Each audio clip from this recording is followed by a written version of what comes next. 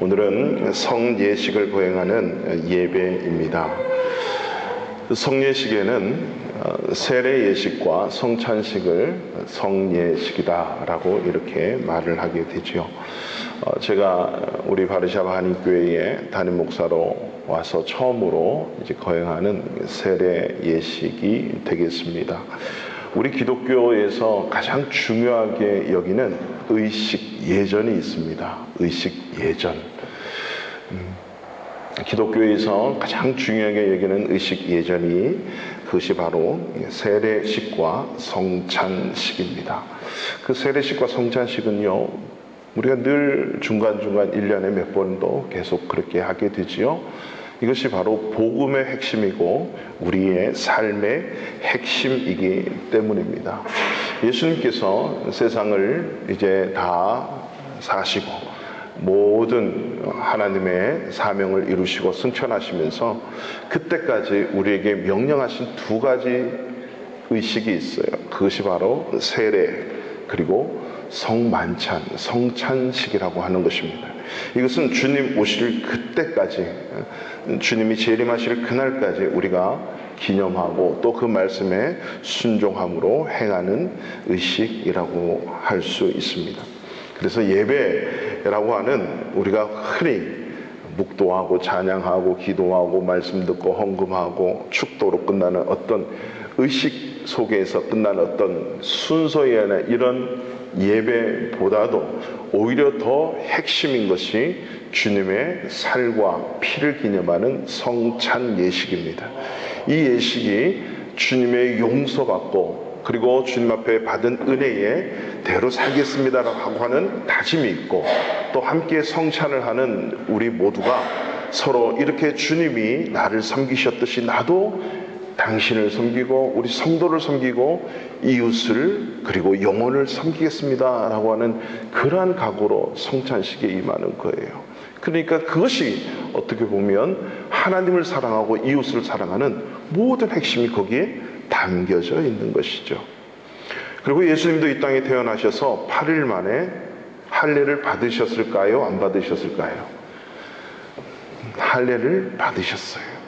유대인의 결례 의식에 따라서 예수님도 할례를 받으시고 그리고 30년을 사시다가 공생애가 시작하는 오늘 본문의 말씀처럼 세례도 세례 요한에게 무릎을 꿇고 세례를 받게 되었다라고 하는 사실입니다.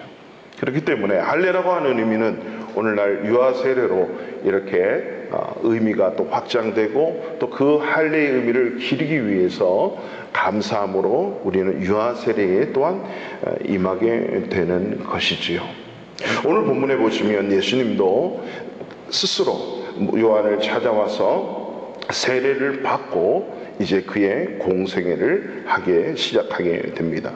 이 세례를 받는 그 순간에 오늘 하늘로부터 음성이 들렸다고 얘기를 하고 있습니다. 그것이 바로 오늘 본문의 이 주제, 제목을 그렇게 정했습니다. 우리 다 같이 한번 읽어볼까요? 시작. 너는 내 사랑하는 아들이라 내가 너를 기뻐하노라. 이런 주님의 음성이 오늘 세례받는 모든 분들뿐만 아니라 이미 세례 받으셨고 또 앞으로 받으셔야 되는 저와 여러분들에게 이런 은혜의 음성이 들려지기를 주님의 이름으로 축원합니다.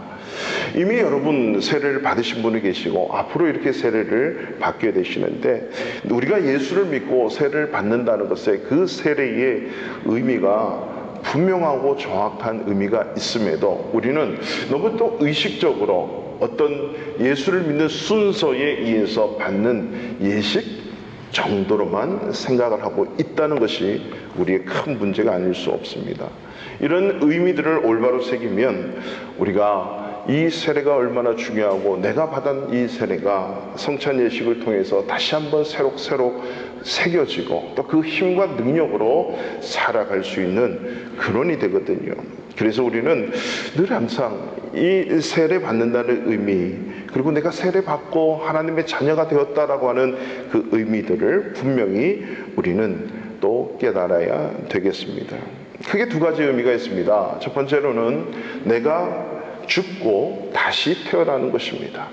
예수 그리스도의 십자가의 은혜로 여러분 죄의 용서함을 받으시면 믿습니까? 그리고 여러분 구원해 주심을 믿습니까? 이런 것에는 당연히 아멘 해야 됨에도 불구하고 반드시 크게 아멘을 하셔야 돼요.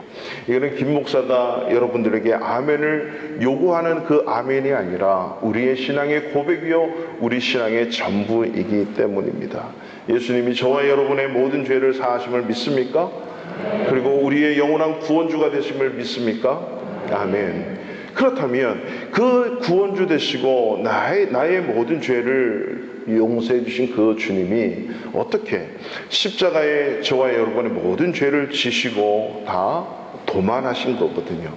그러면 예수님이 십자가에 돌아가실 때 저와 여러분이 지었던 모든 죄도 함께 못 박아서 함께 죽었다는 것입니다. 그리고 함께 죽고 다시 태어난다는 거죠. 이것을 거듭났다, 중생이다라고 하는 것입니다. 늘 항상 말씀드렸습니다. 인간은 두 번 태어난다 그랬습니다. 첫 번째는 생물학적 탄생으로 어머니 뱃속으로부터 탄생하는 것입니다. 두 번째는 주님을 믿으면서 내 인생이 어디서 왔고 어디로 가야 되는지 예수를 믿는 그 믿음으로 새롭게 태어난다는 것입니다. 그래서 이것을 중생, 새롭게 태어났다. 그래서 새로운 피조물이다라고 얘기하고 어떤 성경에는 또 새 창조되었다라고까지 합니다. 예수님께서 우리 죄인을 영원한 죄에서 십자가의 은혜로 우리를 다시 만드신 거죠. 다시 새롭게 하시고 다시 태어나게 하셨기 때문에 새 창조를 입었다라고 한 겁니다.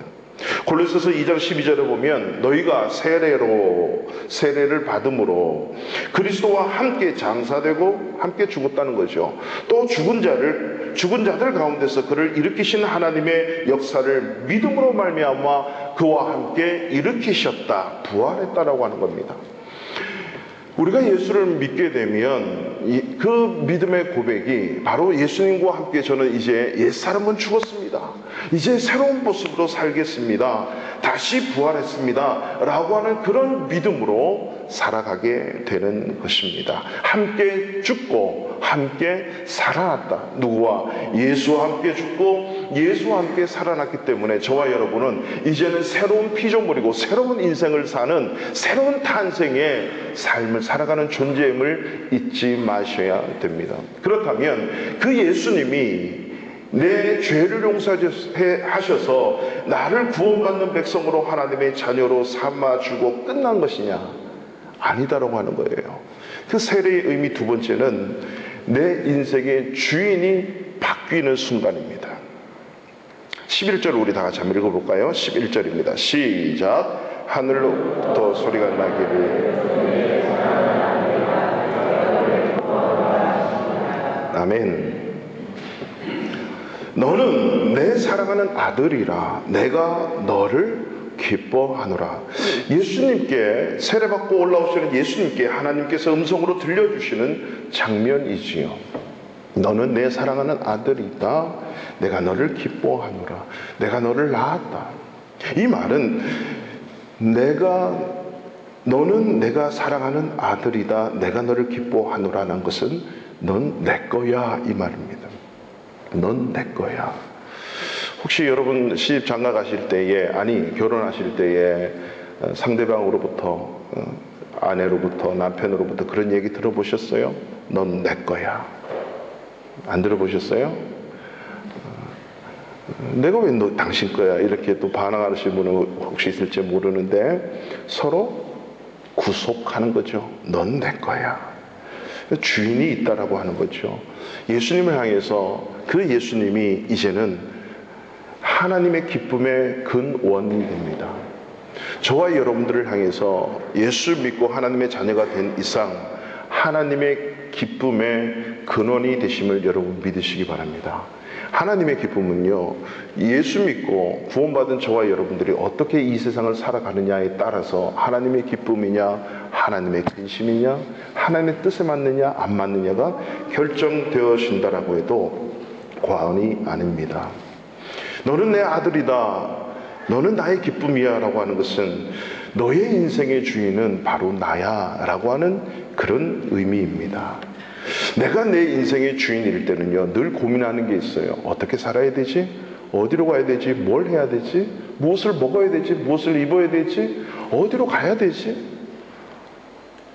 이 인생에서 일어나는 크고 작은 모든 문제들이 내가 주인일 때는 내가 행하면 되는 거예요. 상황 따라서, 환경 따라서 내 편한 방식으로 세상의 유행을 따라서 살아가면 된다라고 하는 거죠. 그러나 우리가 세례를 받고, 즉 예수를 믿고 이제는 예수님의 자녀로, 하나님의 자녀로 살아가는 이상 이제는 내 인생 내 마음대로 할 수 없다라고 하는 것입니다. 여러분, 자살이 가장 큰 이유가 무엇입니까? 이 세상의 70억의 인구 중에 단 한 명, 그 어떤 누구도 없는 그 한 명을 하나님은 디자인하셔서 새롭게 만드셔서 이 세상에 하나님의 것으로 보내줬는데, 내가 원해서 이 세상에 온 것이 아니고 그 생명의 주인이 하나님의 건데 하나님의 것을 내 마음대로 마지막을 끊기 때문에 그것은 죄죠. 내 것이 아니라 하나님의 것인데, 여러분의 인생 속에서 내 것이라고 여기는 뭔가가 있지요. 그 영역을 만약에 어떤 사람이 침범했다라고 생각을 해보세요. 미국에서는 자기 영역을 침범하면 총을 쏴서 죽여도 정당하게 돼 있는 것이 세상의 법입니다. 하나님께서 저와 여러분들을 핏값으로 사셔서 이제는 넌 내 거야라고 하고 우리의 소유가 하나님께 있다는 사실을 가르쳐 주셨음에도 불구하고 내 마음대로 살아간다는 것은, 이것은 주인의 명에 어긋나는 것, 또 명령에 순종하지 않는다라고 하는 것입니다. 이제는 내 인생의 주인이 내가 아니라 주님 것입니다라고 고백하는 것이 예수 믿고 세례받은 자의 모습이라고 하는 것입니다. 우리나라에서는 그런 게 없어요. 그렇지만요, 지금도 이슬람권이나 힌두권에서는 예수 믿고 세례를 받는다는 것은 엄청난 사건이고 변화고 모험이고 결단이고 생명과도 바꿔야 되는 그런 리스크가 있다는 것입니다.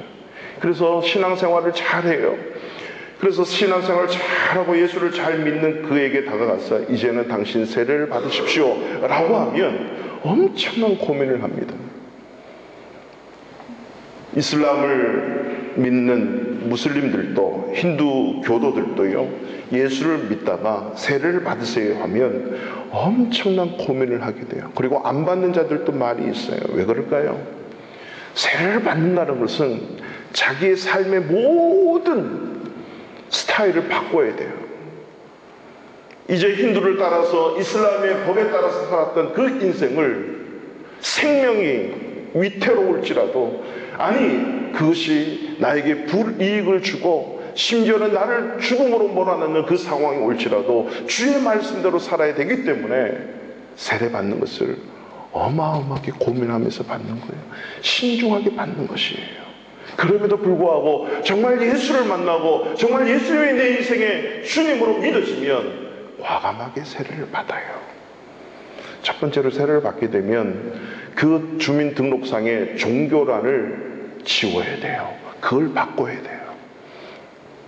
그리고 왜 바꿨는지 거의 모든 가족들이 다 끌려가서 그 이유를 설명을 해야 됩니다. 국가사회보장제도에서 주는 모든 사회적인 이익에 불이익을 겪게 돼요. 심지어는요, 교통사고를 당해도 네가 무슬림이냐 네가 크리스찬에 따라서 무슬림끼리는 그런 어떤 사회제도에 의해서 정당하게 보상제도가 되지만 한쪽 편이 크리스찬이라고 판명이 되면 무조건 이슬람이 이기는 거예요. 기독교인은 당해야 되는 거예요. 학교에서도 마찬가지예요. 왕따 당하는 것은 그냥 그렇게 당연히 당하는 것입니다. 국가와 사회가 주는 그 삶의 이익과 편리함들을 포기하는 것이 예수 믿고 세례를 받는다는 의미예요. 그래서 많은 경우에 예수는 믿지만 세례를 받지 않는 자들이 많이 있습니다. 그렇지만 그 예수님이 정말로 내 인생을 구원하셨고 내 인생의 주님 되시고 나는 주님 없이 살 수 없습니다라고 하는 고백하는 자들은 다 세례를 받고 그 어려움 속에서도 믿음 지키고 주님의 승리를 맛보며 살아가는 수많은 이 땅의 크리스찬들이 있다라고 하는 사실을 우리는 또한 알아야 됩니다. 이집트에는요, 콥틱교라고 하는 이당적인 기독교가 있어요. 가끔 이집트에서 테러가 나면 그런 콥틱교 성도들이 모여 있고 그 교회 주변에서 테러가 많이 나는 경우가 많이 있습니다. 이들은 공공기관이나 학교 생활, 병원, 그 무슬림권에 있는 이슬람 사람들을 모여서 하는 그들에 가면 다 불이익을 당하게 됩니다. 특별히 거주 등록을 하고 비자를 받을 때는 그야말로 거의 인간 이하의 취급을 받아요. 그렇다고 그들을 신체적으로 가하거나 그런 것은 없습니다. 지금은. 그런데 우리 선교사님이 비자를 받기 위해서 비자국을 방문하는데 이제 콥틱 교도들과 함께 가야 돼요. 그래야 정당한 비자를 받기 때문에 그 연세 많으신 콥틱 교회의 교단의 어떤 총회장격이 되는 연세 많으신 분과 함께 이렇게 가는데 그분은 공공기관의 홈오피스에 가서 아무 말도 못하고 그냥 소리만 들고 서서 기다려요. 그 데스크 앞에서. 많은 무슬림들은 왔다 갔다 하고 거기에 맞게 비자도 받는데 이분은 그냥 들고 가만히 있어요. 그러면 그 데스크에 앉아있는 사람이 부를 때까지 이분은 가만히 기다려야 돼요. 그것이 하루, 이틀, 사흘, 일주일 가는 경우도 있답니다. 우리 선교사님이 3일째 가가지고 하루에 4시간 일을 많이 안 하는 10시에 문 열면 12시에 문 닫고 2시, 3시에 돌아와서 4시, 5시에 문 닫으니까 하루에 4시간 그래서 서 있다가 또 가다가 이걸 3일째 하는데 도저히 못 참아서 내가 여기서 선교 안 하면 안 했지 이런 일은 못 참겠다 해가지고 바로 앞에 가서 이보시오, 당신 부모가 있어 없어? 있는데요. 연세가 얼마나 돼요? 60세 넘었는데요. 이분은 지금 80이야. 그렇다면 너의 아버지의 아버지인데 인간적으로 생각해서도 이런 분이 3일 동안 기다렸는데 먼저 해줘야지. 당신 짜이 마시고 마시면서 이게 무슨 인간 같은, 그러면서 직설적으로 얘기를 한 거예요. 주님의 마음을 가지고. 그랬더니 이분이 너무 오한이 봉범한 나머지 창피해서 그 자리에서 바로 도장 팍팍 찍고 끝내버린 거예요. 1분도 안 되는 그 상황을 3일을 기다려서 해야 되는 이유는 예수 믿기 때문입니다. 여러분, 남의 얘기 같죠? 지금 이 순간 저와 여러분이 앉아있는 이 편하게 예배드릴 수 있는 이 공간이지만 이러한 작은 고통과 신음이 있고 아픔이 있는 현장이 지금도 지구 저쪽에서 반대편에서 일어나고 있는 사실이에요. 그런 걸 우리가 안다면 내가 예수 믿고 교회 다니고 신앙생활하고 할 수 있는 이 자유함이 얼마나 감사하고 기쁘고 하나님 앞에 우리가 감사로 나가야 되겠습니까? 제가 이란에 선교사로 가려고 정탐하러 들어갔을 때에 한 친구를 만났어요. 메란이라고 하는 친구인데 그 친구가 한국에 5년 동안 아내와 함께 근로자로 있으면서 한 외국인 선교회, 그리고 거기서 예수를 우연히 가게 됐죠. 처음부터 믿은 건 아니죠. 그런 이익이 있으니까 그렇게 가다가, 그리고 오누리교회, 이란인 교회 이렇게 가다가 그곳에서 정말 예수를 믿고 예수를 만나버린 거예요. 얼마나 5년 동안 신앙생활을 잘하든지, 그래서 교회에서 또 이렇게 증명서를 떼줘서 한 2년 더 거주할 수 있는 그런 자격을 얻어서 그 또 노동자로 열심히 일을 하는 중에 많은 이란 기독교 공동체가 이분을 이제 신앙 좋으니까 잘 이렇게 양육을 해서 캐나다로 신학 공부를 보내가지고 목사가 되게 해서 이란인 목사님으로 세워야겠다 이렇게 결정을 하고 캐나다로 보내기로 했습니다. 그런데 이분이 어느 한 날 다 결정되고 난 후에 다시 찾아와서 제가 도저히 캐나다로 갈 수가 없습니다. 왜 그러세요? 지금 저와 제 아내가 캐나다로 가면 저는 편안하게 몇 년 동안 공부할 수 있지만 그 사이에 언제 어떻게 죽을지 모르는 우리의 부모와 우리의 친척들이 지금 이란에서 고통을 당하고 있는데 그들도 언제 죽을지 모르니까 제가 가서 복음을 전해야 됩니다. 그리고 그 길을 다 마다하고 이란으로 다시 부부가 들어갔어요. 그때 저희들을 만난 겁니다. 이분이 겪는 아픔은 이루 말할 수가 없어요. 먼저는 부모님으로부터 그리고 형제들로부터 따돌림 받고 왕따를 당하는 거죠. 어디 모임을 가도 너는 크리스찬으로 개종했기 때문에 올 수 없다라고 하는 것이에요.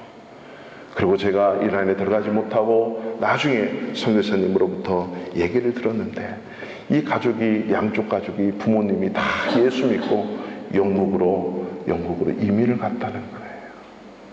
하나님께서는요, 생명 다해 그분을 섬기기를 원하고 영혼 구원을 위해서 내가 믿는 믿음을 결단할 때 내가 도저히 상상하기 힘들고 이해할 수 없는 그런 축복의 길로 열어가신다는 사실을 아십니까? 왜 그렇습니까?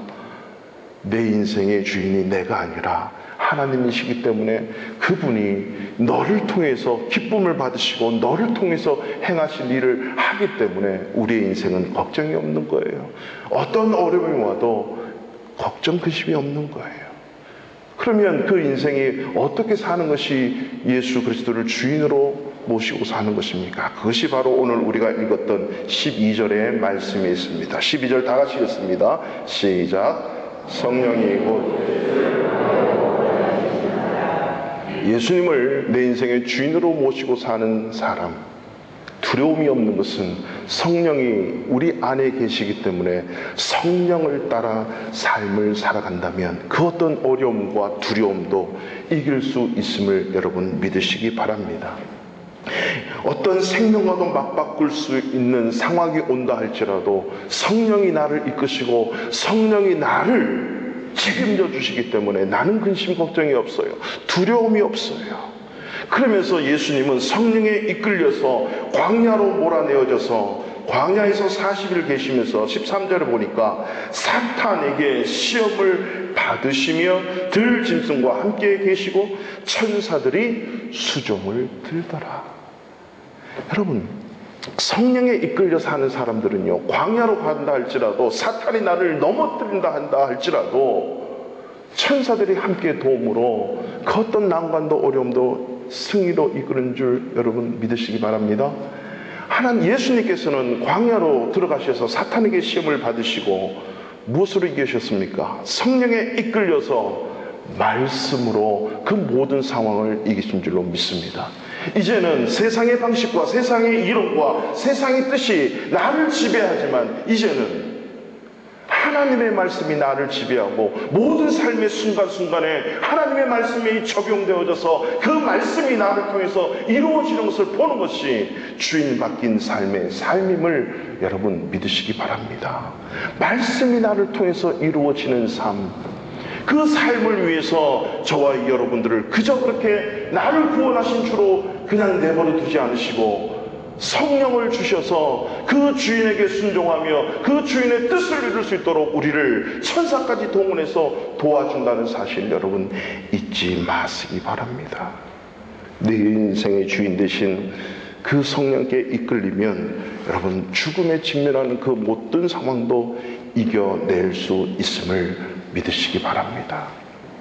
자기 욕심이나 사리사욕에 이끌려서 마귀의 시험 받는 경우도 많이 있어요. 그때는 내가 책임져야 돼요. 하나님이 책임질 수가 없어요. 성령에 이끌리면 어떤 사탄이 유혹이 와도 어떤 어려움이 와도 이길 수 있습니다. 여러분, 예수 믿으면 반드시 예수를 믿는 것처럼 또 믿어야 될 한 존재가 있는데 그것이 사탄의 존재, 보이지 않는 영의 악한 영의 세계라고 하는 것입니다. 그것은요, 크고 작은 모든 일에 우리를 자꾸 시험 속으로 빠뜨려요. 심지어는요, 우리가 예배에 넣는 것도 사탄에 이끌리냐 성령에 이끌리냐 여기에 달려 있어요. 어떻게든지요, 이제는 여러분 세례 받고 난 이후에 중에 이런 사탄의 시험들이 오는데 두려워하지 마세요. 성령에 이끌리면 승리하실 줄로 믿습니다. 그렇지만 내가 내 사리사욕에 이끌리면 늘 거기에 끌려다녀요. 이길 수가 없어요. 사탄에 이끌리냐 성령에 이끌리냐, 우리는 두 가지 선택을 하게 될 텐데, 말씀 속에 거할 때에 저와 여러분은 성령으로 이끌림 당할 수 있음을 믿으시기 바랍니다.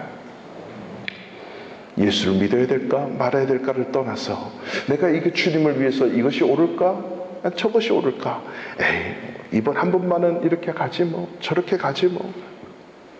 이 모든 선택적인 상황 속에 우리는 성령에 이끌릴 때에만 하나님이 기뻐하시고 하나님이 인정하시는 주님이 주인 되시는 삶을 살 수 있음을 믿으십시오.